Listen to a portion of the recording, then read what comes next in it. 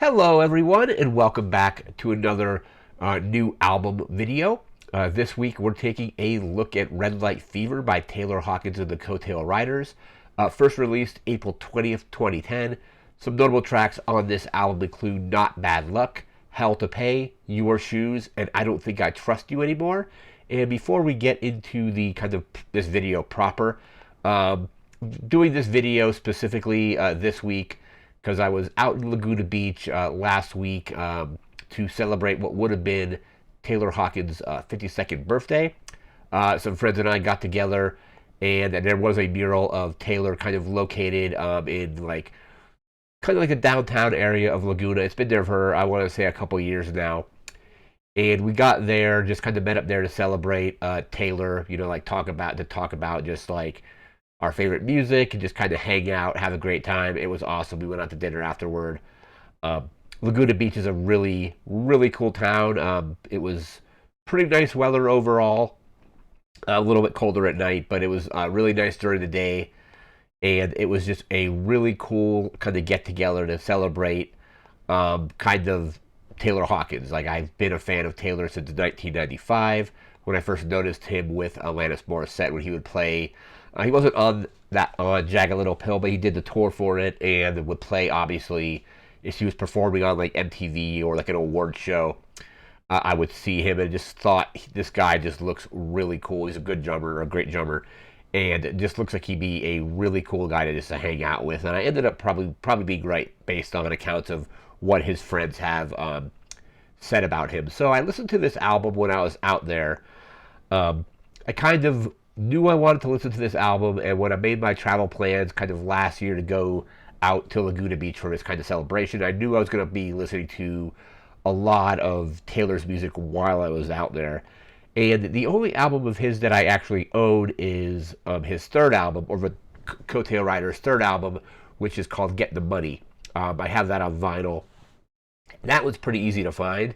I know his first record, and this one is technically their second record, are really difficult to find, at least in physical form.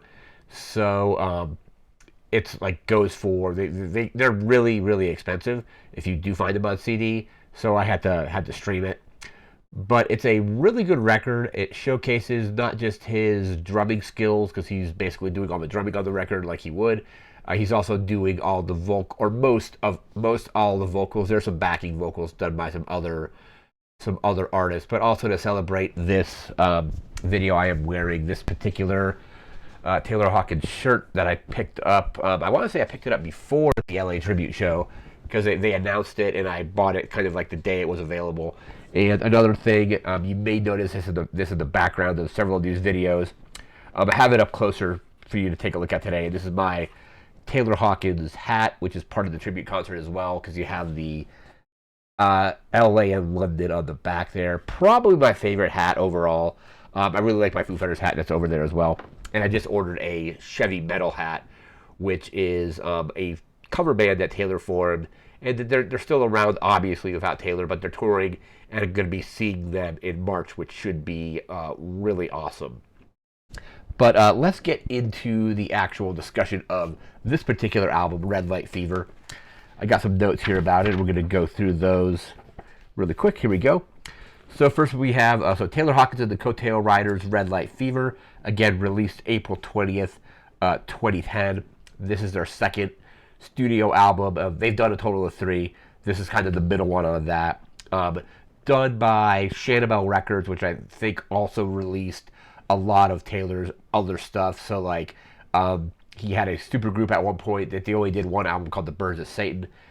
They released an album through Shannibal Records as well. So it's just like Taylor's like own kind of like personal like record label.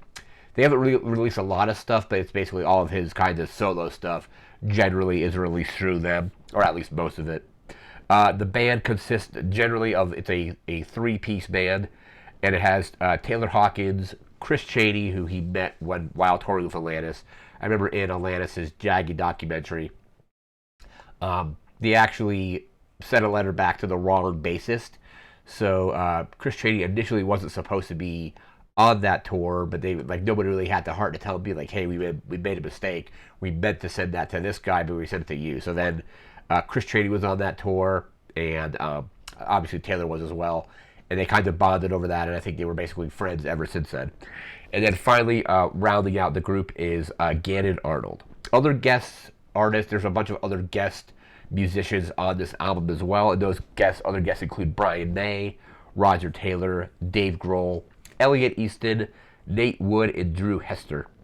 So those are like guest artists, not on the entire album, but like on like a select tracks, which we'll get to once we go through or start going through the track list. Apparently, the kind of idea to form this band started when Taylor was at Drew Hester's house, and they were just recording some stuff there. And it kind of then, after him just doing some of his own kind of recordings, they kind of spun it off into this group of Taylor Hawkins and the Coattail Riders. So at Drew's house, just kind of messing around, and then it kind of just grew from there. The recordings on this were completed in 2009. They released it in 2010. They hadn't come up with a title for the album or a release date, but everything was completed in 2009. And it was all recorded at Studio 606. So Studio 606 is the record studio that's owned by the Foo Fighters. I've been there a couple times. Never been inside, of course, but obviously. But if you know where it is, you can find it. And just like I've been to it twice. Went there in 2022 and then 2023. It's kind of like not super. It's kind of out of the way, so it takes a while to get there. But it's just a really cool building to take a look at. There's a mural of Lemmy from Motorhead in the back alley, which I missed the first time I was there. But all recorded there. The Foo Fighters recorded, I think their most recent album was recorded there as well. But up to that point, they had recorded In Your Honor and Echo Silence, Patience and Grace at that studio. And the other bands used the studio as well, so it's rented out for other people to use as well. But primarily owned by the Foo Fighters. I think in Dave's book, he talks about how a lot of the stuff that they have, like their equipment and just kind of like cool like things they've like gotten on their being around for almost 30 years now. A lot of that is stored at Studio 606. Like I said, like again earlier, I said that this is a hard to find album, or hard to find physically. It's easy to stream, of course. And now we're going to jump right into our track listing on this album. So put that down. We pull up the track listing here. So we have 12 tracks. I think it's about 46 minutes in length. There's a couple bonus tracks, which on the iTunes or the Apple Music version that I was listening to only had the 12 tracks on it. But I think there was one track that was an iTunes pre-order bonus, and another one was a Japan bonus as well. So I haven't heard those ones, but I've heard the main album. So starting, again, 12 tracks, or 14 depending on if you have those bonus tracks. But track 1 is Not Bad Luck. Track 2 is Your Shoes. Track 3 is Way Down. Track 4 is It's Over. Track 5 is Hell to Pay. One of my favorite tracks on the album. It's a little bit slower than some of the other songs, and it's also, I think, the longest song on the album. It comes in at close to 5 minutes.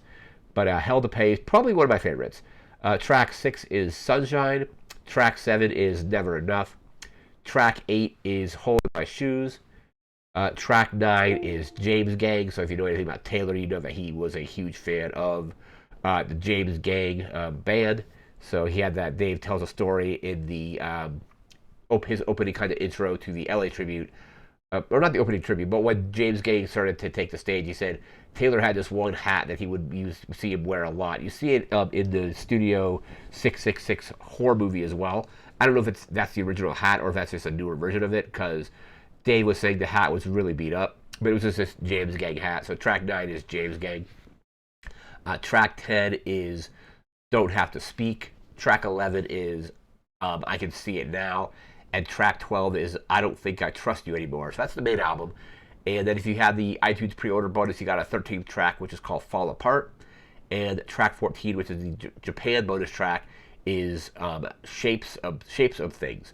So again, the main band for this particular group is Taylor Hawkins on lead vocals, drum, and sometimes piano. You have Chris Chaney on bass and Gannon Arnold on the lead guitar. There were a few guest artists on this album, like I mentioned earlier. So Brian May does some guitar and backing vocals on the tracks Way Down and guitar tracks on Don't Have to Speak. Roger Taylor does some backing vocals on Your Shoes.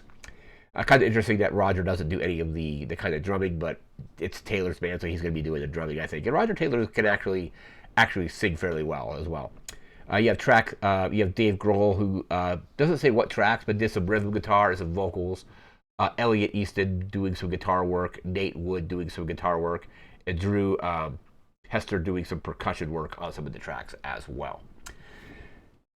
So, yeah, that is, again, Taylor Hawkins and the Coattail Riders. Like I said, I was wanting to do this video or do this album. This is this album for a while, but I knew by doing this new album series, this was an album I wanted to cover, and I definitely wanted to cover it after going to the kind of meetup that we had at Laguna Beach. It was a really cool experience because I was walking through Laguna Beach trying to track down where the mural was while listening to this album. So I was staying in a hotel that was maybe like a mile away. So like it's all basically on the Pacific Coast Highway. So it was just basically walk, I think what direction was it? South on the Pacific Coast Highway from where I was staying, and you would find the mural. It's unfortunately no longer there. Like I think like the city wanted it removed, I think at the beginning of the year, and I think luckily the artist that did the mural some people worked on allowing it to stay up for us to at least see it, because I was there and ended up helping a little bit in removing the mural. It was sad to see it go, but it was really cool that I was able to at least see it because it's been there for a couple years, and it definitely looked a little kind of weathered over time, because if you see the original image of it, the colors were much brighter. They popped a little better. But it got removed. It's apparently going back to the artist to repaint, and then nobody really knows what's going to happen with it after that. Hopefully it ends up with the Foo Fighters or like the Hawkins family. That would be really cool, because it is a really cool mural. If you just Google like Taylor Hawkins mural Laguna Beach, you should be able to see what it looked like at least. And it was a lot of fun just going in and hanging out with everybody.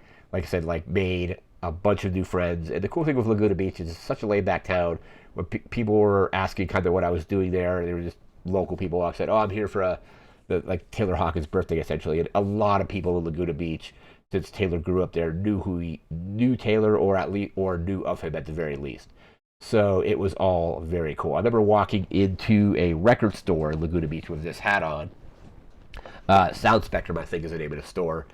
And didn't see anything I needed. All the Foo Fighters stuff that they had, I already have. Like it was like a bunch of just like studio albums.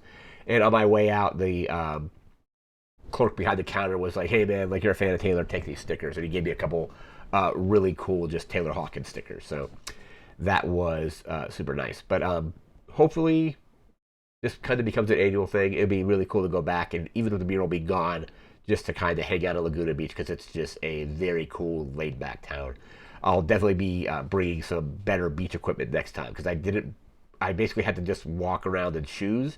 So I probably will bring some like specific like beach sandals next time or something like that.